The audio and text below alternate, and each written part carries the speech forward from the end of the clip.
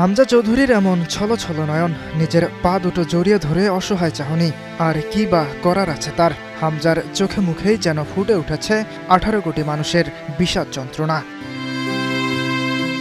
যোগ করার সময়ে মোরসালিনের কর্নার থেকে সমিত সোমের গোলের পর উল্লাসে ফেটে পড়া জাতীয় স্টেডিয়াম মুহূর্তেই নিস্তব্ধ। এভাবেও ম্যাচ হারা যায়।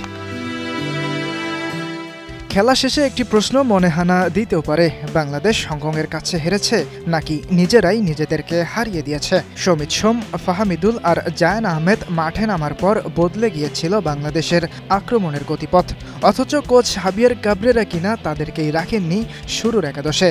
আর যে গোলগুলো বাংলাদেশ খেয়েছে, প্রতিটা গোলই যেন উপহার হিসেবে দিয়েছে হংকংকে। এশিয়ান কাপ বাছাইয়ে 7 গোলের থ্রিলিং ম্যাচে 4-3 ব্যবধানে হেরেছে বাংলাদেশ।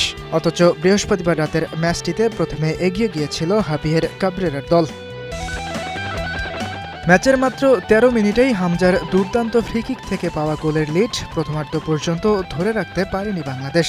যোগ করার সময়েই এভারটন কামারগোর গোলে সমতায় ফেরে হংকং। দ্বিতীয়ার্ধ শুরুর 5 মিনিট পর রাফায়েল মেরকিসের গোলে পিছিয়ে পড়ে বাংলাদেশ।